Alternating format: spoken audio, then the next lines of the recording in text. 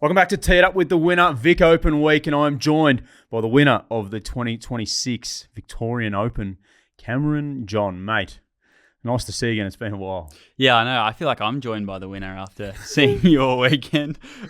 Mate, unbelievable. So for those who don't know, I caddied for Cam for the weekend, Saturday, Sunday, when it counted, as I'm telling everyone. But, mate, how does it settle? Like, you're a two-time winner this season on the PGA Tour of Australasia, three-time winner overall. You've had a second as well. You've skyrocketed up to second on the Order of Merit. We all know you want to get to Europe. How does it feel being a two-time winner in one season? It's pretty cool. Yeah, it's pretty cool. I mean, I had a goal when I first turned pro, and I was probably a little bit naive to win 3 times in a season. And it's when I obviously got my first win. It took me quite a while to do that, but it feels like since doing that, I've kind of opened the door a little bit to just accepting, things coming a little bit more naturally, I would say. And it's great to win twice. Obviously there's still 8 events to go, and I'm in a good spot on the Order of Merit, but we just keep pressing on, and hopefully at the end of the year it's me on top. Mate, what a week. It was crazy conditions. The wind was unbelievable out there at 13th Beach. I was lucky enough to play in the Pro-Am on Wednesday, and so was Johnny, who's in the room here with us now, and it was nice and calm and quiet, and I'm like, it's going to be a great week down here at 13th Beach. Normally you get one day with those 30 plus, 40 plus K wins. How did you manage that? Like, we can talk about your ball fight and whatnot in a minute, but how did you manage that mentally going into the week? Yeah, I think I was semi-prepared early. As soon as I sort of knew things didn't quite go my way the week before, I was straight on to, all right, what's the weather going to be this week? All right, it's going to be chaos. So it felt like, get home and get settled, just let things kind of happen as they do. You play in conditions like that, and you never really know what's going to happen. But as long as you can control your emotions and not sort of let them take over, because it's very easy in conditions like that to hit a shot that's good and it gets blown offline and you just get frustrated. I've definitely done that in the past. So, just trying to make sure I just stayed kind of pretty level and gave myself a lot of looks, and, some of them are going to go in, some of them are going to miss. I think you were the only player in the field to shoot under par for all 4 rounds, which is a cool feather in the cap. 68, 71, 70 and 71. 8 under for a playoff with Barbs, which we'll talk about in a moment. Mindset coming off the plane, it's probably the first time you've been under the pump with jet lag, coming back to play an Aussie event so quickly. Mm-hmm. What did you do differently this week? Like, it's normal. It's like a real international player's sort of feel you would have got, and a good insight to what made you come. Yeah, for sure. I had that experience only once before with coming back from the Dunhill to WA PGA, and I guess that week worked well. But that was more just, I didn't know what was going on that week. I guess from the standpoint this time, I felt like, okay, it's early in the new year. I'm sort of coming off a break. I'm ready to get going. So most years I'll go down to the Vic Open maybe Monday afternoon, kind of float through Monday and then play Tuesday, Wednesday. But I was pretty motivated to just, brush off what happened the week before and get stuck right back in. So I played more holes than probably I normally do, but like I said, I was just eager to get out there and just get everything going again. So, to do that and come away with the win was pretty awesome. Let's chat about the weekend. I was there for every single waking minute of it, and it was an absolute pleasure. Just quickly, it was a pleasure to be out there, close and personal, not only with yourself, but with Barbs, Brendan Jones, Jared Edwards, and Digger the day before. 4 players. Jonesy's won, 15 times in Japan. He's multi-millionaire from his golf. Barbs is, I guess, one of the up-and-coming superstars in the Aussie golfing landscape. Ball strike. Watching you two guys yesterday hit balls, I was like, oh my God. Like, with people, you don't understand with the wind what these guys were up against all weekend. And for you guys to just stay on task, mentally, physically, get it done was amazing. So big shout out to Barbs. We love him on this pod. And it was horrible to see him go down the way he did. But the weekend, mate. So, you stayed so level. Is that something you've been working on with Dennis since you've swapped to him over the last sort of 18 months? Yeah, for sure. I'd say probably more so I'm working on that with Ben, Ben Crow. So, we're just kind of, like I said, just take things as it comes, accept it. You can't do anything about it. You can't change one thing to the next. As long as I'm standing there with a clear sort of picture in my head of what shot I want to hit, whether I want to hit it high, low, fade, draw, whatever. Like as long as I have that image, and I try and execute as good as I can, then it's not that I don't care about the result, but I'm not really that worried about it. You want it to be good, but yeah. Couple of those, like if you made a bogey, like you didn't make many bogeys when I was on the bag, good numbers and things, but tell us about, like, there's time yesterday where you made birdie down 11 and that was really a pivotal time in the tournament. Then you made bogey on that short par 3. How do you get up off the canvas to move on to then attack again? Like that was something I was in awe of, just being with you and talking through like nearly every shot you talked to me through it. I didn't have any input. I just said, yes, sir. Sounds good. But like, how do you leave it there? Because, a club golfer like myself, if I make a bogey and, I'm going well, it's done. Like, or if I make a triple for Gowie out there, 15 handicap, I get stuff. But like, how do you reset? Like, obviously it's really important. We've got a podcast coming up with Jonah Oliver, who's very similar to what Ben Crow does in the mindset performance coaching. Can you just take us inside that part? Yeah. Obviously it's frustrating at any time you give one back. And you never want to do it. And I get it from club golfers aspect and even professional aspect. If you get hung up on those little things, like, there's nothing to say that you can't birdie the next 5 holes. But if you let yourself sort of dive into, and you were there, like it was pretty unfortunate. Like I wasn't in a spot where I felt like I was ever going to make bogey, but I couldn't get to the hole because of where that sprinkler head placement was. So, I felt like it was nothing from my own doing, and that's just the way our game works. Like sometimes you're lucky, sometimes you're unlucky. Just accept it, move on, and stick to your plan. Like you put a plan in place at the start of the week, and if you sort of deviate from that and make mistakes, and that's when it gets annoying. But as long as you stick to what you're trying to achieve, then whatever's going to happen is going to happen. Yeah, I saw a shift in your mindset, I guess, on that 11th tee box when you've rinsed driver down there and you've pulled 3-wood, where the day before you played, I think it was 2-iron driver off the deck. I hit like a chippy driver off the tee, and then which I've been working on with Dennis, which that was kind of the play all week because the wind was so strong. I couldn't possibly get there in 2, and then that 11th hole the last day, because it wasn't quite as strong, I thought it's probably maybe go time now. Like I'm still at that point maybe 3 or 4 back.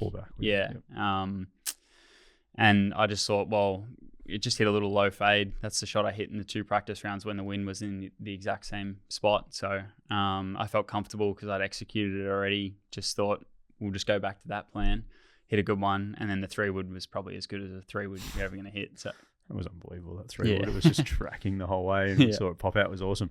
The bounce back birdies as well down the stretch. So you made a birdie on 11, bogey on 12, bogey on 14, and birdie 15, birdie 18, obviously, which is now famous. Just pedal to the metal. Like your game is so aggressive, but it's so calm in all the same ways. Like you're unflappable.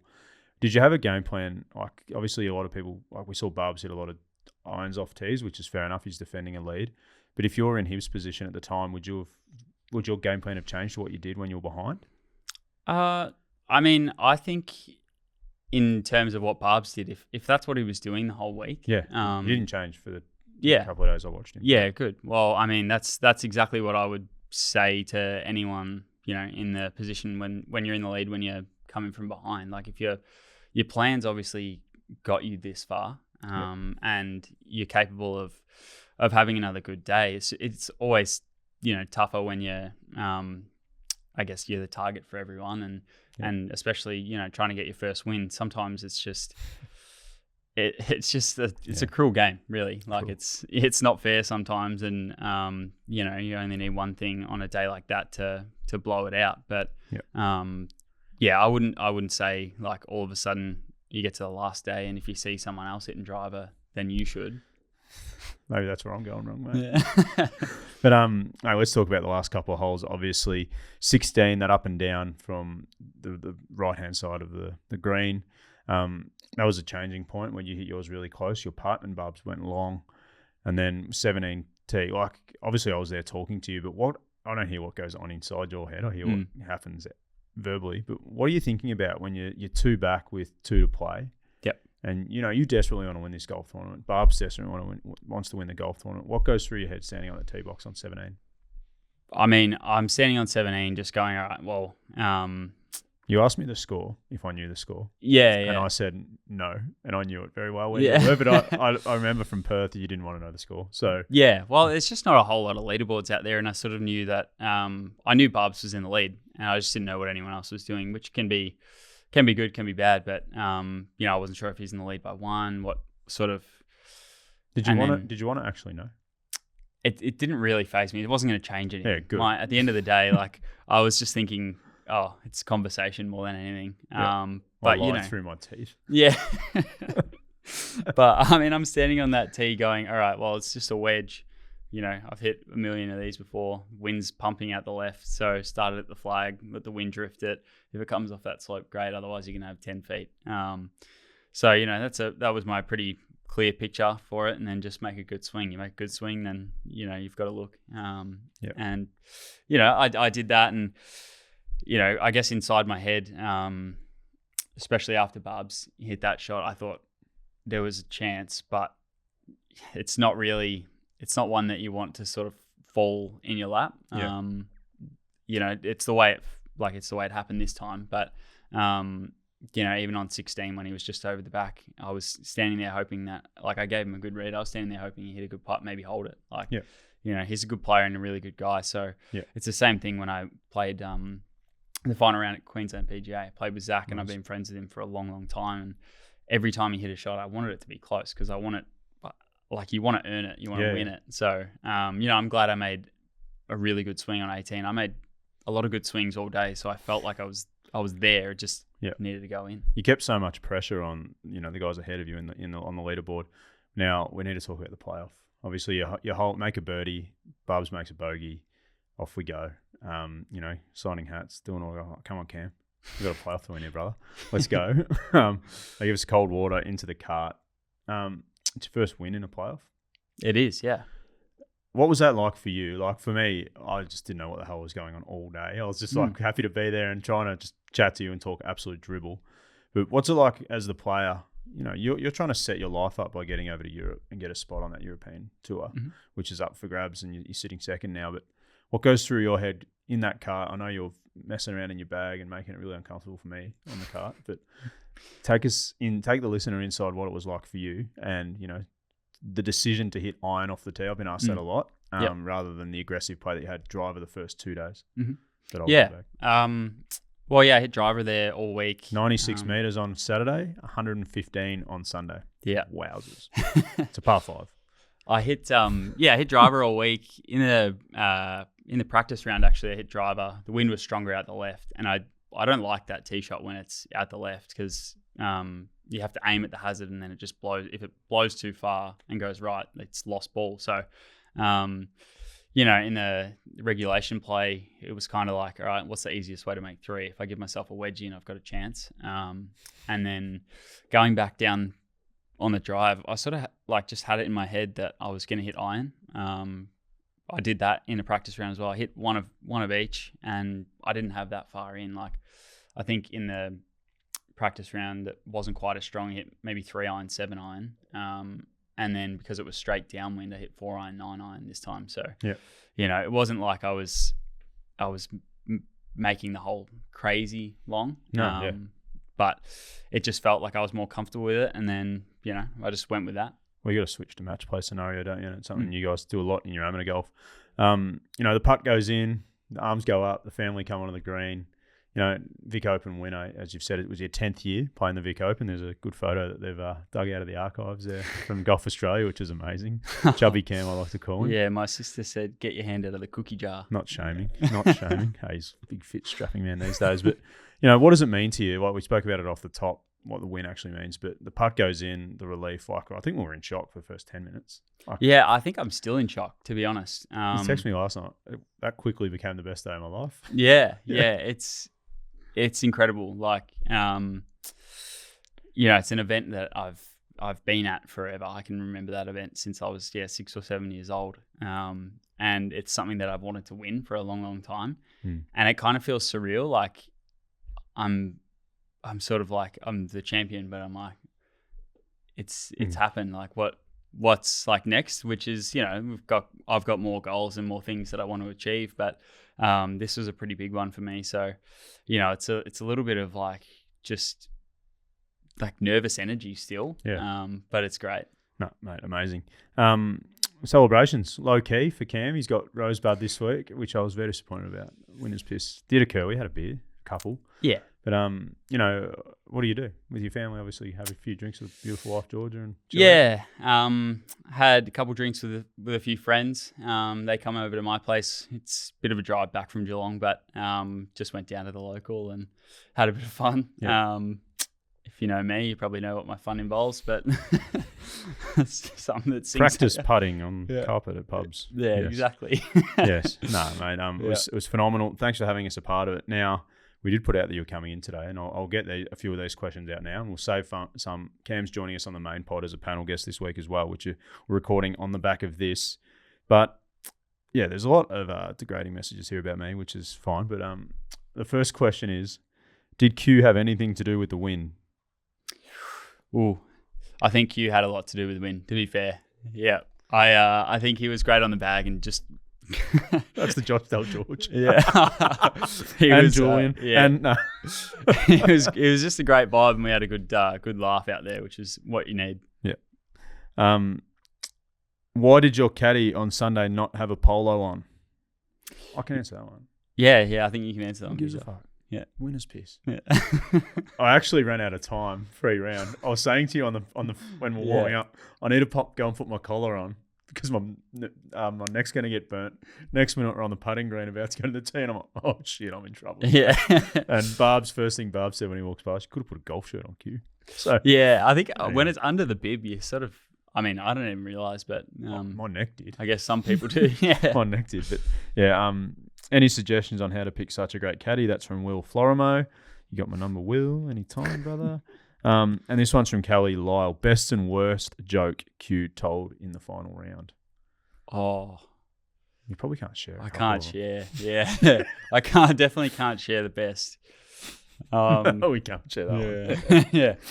That was good in the playoff. But I think the best one from you was on 17T on Saturday, where you were talking about all this shot shape, what you're going to do, what the wind's doing. And then you're like going to have a practice swing and you look back and you go, I don't know why the fuck I'm telling you this. Yeah, that was a good one, actually. That was me just rinsing you. I don't know why I'm even asking. I was thinking that the whole time. Yeah. But anyway, mate, congratulations. Thanks for having me a part of it. Thanks for giving the show so much airtime as well. Yeah, I love it. But no, it was unbelievable. And yeah, if you do want to get in contact with Cam, hit him up on Cam John Official on Instagram. And That's it. we'll see you on the main pod. Brilliant. Beautiful.